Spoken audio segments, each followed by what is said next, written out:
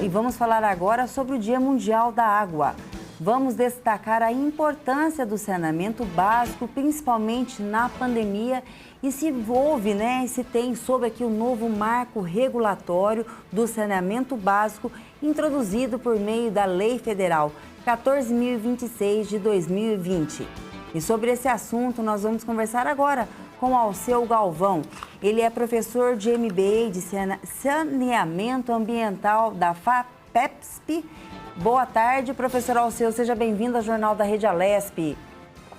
Boa tarde, Lilian. Muito obrigado. Um momento extremamente oportuno discutir o Dia Mundial da Água diante de uma pandemia de tão gravidade. Com certeza. Professor, principalmente nós estamos numa pandemia, só que também o pessoal está esquecendo da crise hídrica, a falta de saneamento, a importância que nós temos que dar para a água e para a economia. O senhor poderia, para começar essa entrevista, nos explicar um pouquinho o que é esse novo marco regulatório do saneamento básico?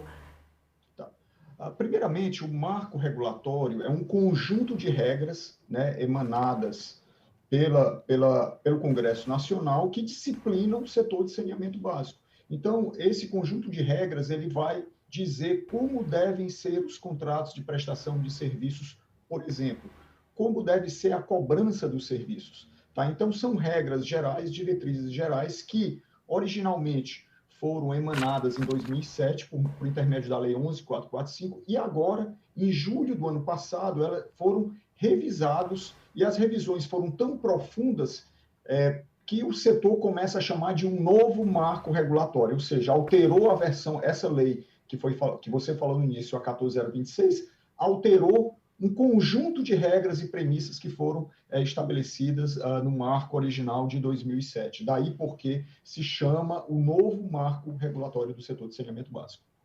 E, professor, qual que será o impacto dessa alteração da lei aí para a saúde pública do país e também aqui do estado de São Paulo? O grande impacto que se coloca, na verdade, foi o estabelecimento de metas. A versão original não trazia metas de universalização para o setor. É importante lembrar que o Plano Nacional de Saneamento Básico de 2013 trazia como meta a universalização de 2033, porém, vários estudos já apontavam que nós teríamos a universalização do saneamento básico a partir de 2050, 2060, 2070, ou seja, teríamos um atraso de 30 anos em relação ao que foi preconizado. Então, o novo marco regulatório, ele claramente disse, até 31 de dezembro de 2033, 99% da população terá acesso aos serviços de abastecimento de água e 90% com esgotamento sanitário. Caso não se comprove a viabilidade econômico-financeira para se atingir a universalização nesses prazos, fica postergado até 1º de janeiro de 2040. E veja o quanto isso é importante, porque a partir de agora a população ela tem um norte, no sentido de que terá esses serviços tão urgentes e tão necessários, universalizados até as datas que foram postas pelo marco regulatório. O professor, de todo esse contexto, qual que será então a função da ANA, que é a Agência Nacional de Águas e Saneamento? Onde ela entra aí, qual que é a função dela? O marco regulatório, Liliana, ele trouxe 2 grandes pilares. Um pilar foi criar instrumentos para incentivar a competição no setor. Ou seja, a partir de agora, qualquer nova concessão ou delegação de água e esgoto terá que ser licitada. Ou seja, antigamente havia a figura do contrato de programa, de tal forma que a companhia estadual não precisava entrar num processo licitatório para poder operar os serviços. Era o caso da Sabesp, a Copasa em Minas, a SEDAI no Rio. E agora, esse foi o primeiro grande pilar. E o segundo grande pilar foi a introdução da ANA, que agora passa a ser Agência Nacional de Águas e de Saneamento Básico, e ela entra como uma agência supervisora, ou seja, cada estado tem suas agências reguladoras. Aqui no estado de São Paulo, por exemplo, nós temos a Arcesp, que é a agência estadual, nós temos na bacia do Piracicaba, Capivari, Jundiaí, nós temos a Ares PCJ, e agora essas agências paulistas, elas terão que seguir as diretrizes da ANA. A ANA vai fixar normas de referência, diretrizes gerais. Caso essas agências não sigam seja o Estado, seja os municípios, seja os prestadores, não terão acesso a recursos da União. Daí porque a importância da ANA ela trazer essas normas e que as agências possam seguir. O senhor falou das normas, foi agora no início do mês que a ANA ela já definiu, né, as normas de referência para 2022. O senhor poderia falar um pouquinho sobre ela? O senhor já tem conhecimento? Já a ANA ela já listou um conjunto de mais de 20 normas de referência. São normas que trazem diretrizes, seja na área de contratos, seja na área de regulação econômica, seja nas questões técnicas.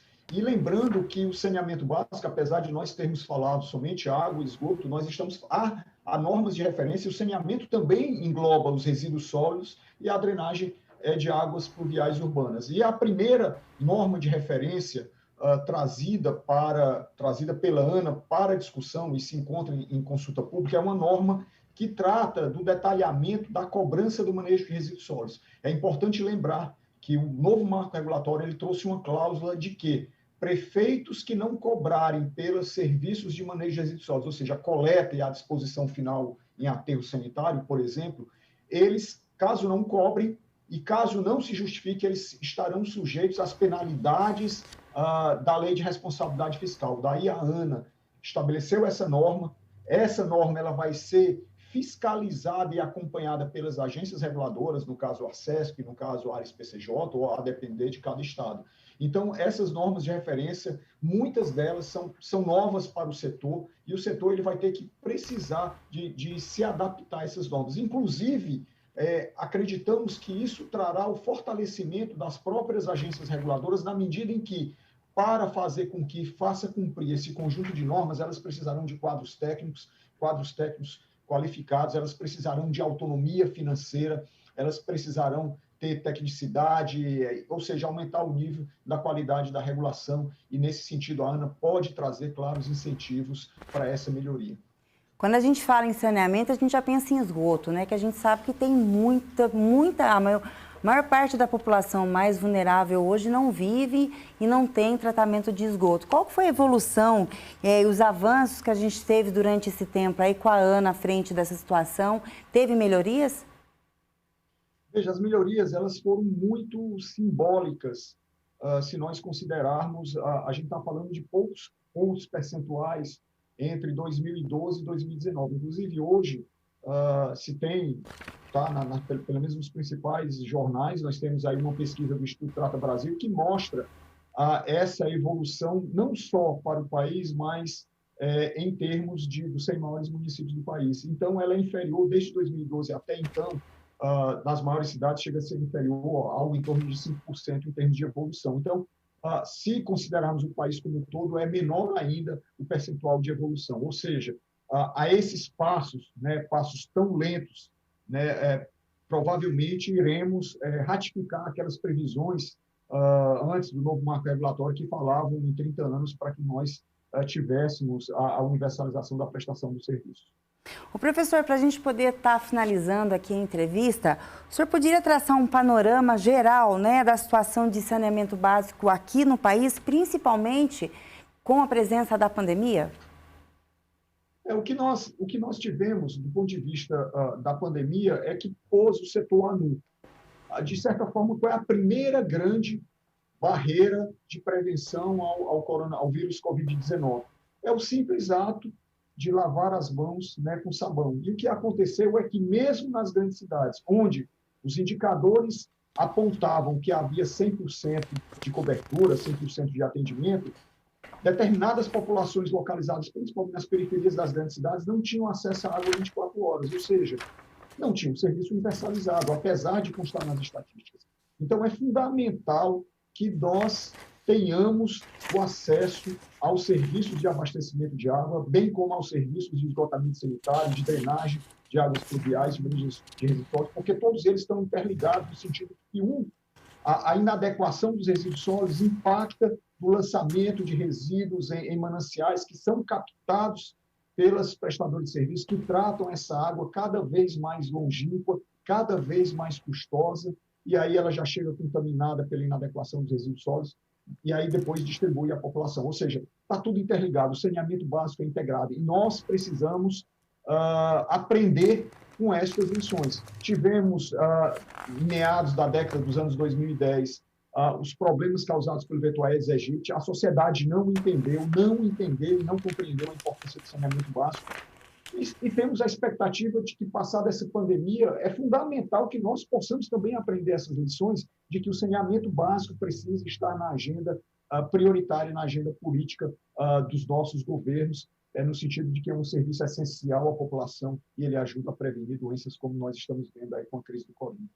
Professora, antes de terminar, né, porque vai surgindo dúvidas e perguntas, saneamento básico é muito importante, principalmente para evitar doenças.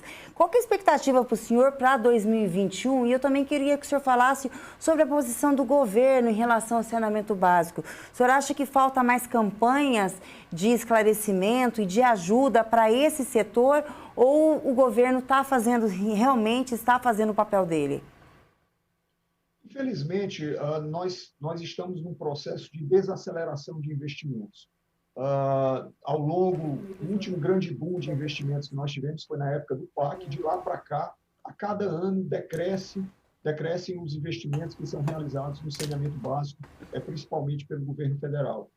Outro aspecto que é relevante, que nos preocupa de sobremaneira, que os processos de concessão dos serviços, as licitações que foram realizadas, e aí não estou dizendo que é ruim para o setor, é importante que haja competição, sim. O problema é que parte desses recursos, eles são transformados em valores de outorga, e essa outorga acaba indo para resolver o problema de caixa de estados e municípios, retirando recursos que poderiam ser reinvestidos no processo de universalização do setor. Então, se faz necessário que nós possamos corrigir essas questões, que se recoloque, mesmo diante dessa grave crise fiscal por conta da pandemia, mas que também se coloque o setor de saneamento na agenda política dos investimentos dos governos, principalmente o governo federal. Mas também é fundamental que a população tenha consciência da importância do saneamento básico. Nós temos uma difícil disputa, por exemplo, com a telefonia móvel. Telefonia móvel, o cidadão entende claramente que é um serviço essencial à vida. Por outro lado, o esgotamento sanitário,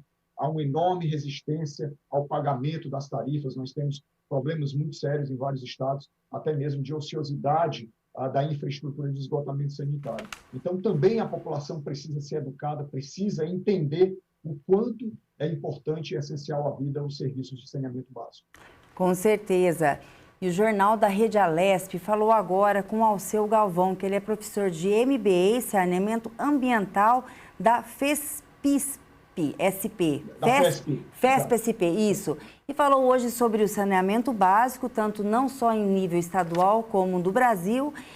E por quê? Porque hoje é o Dia Mundial da Água. A gente agradece aqui a sua entrevista. Muito obrigada pelas informações, professor. Muitíssimo obrigado. Um bom dia. Um bom dia.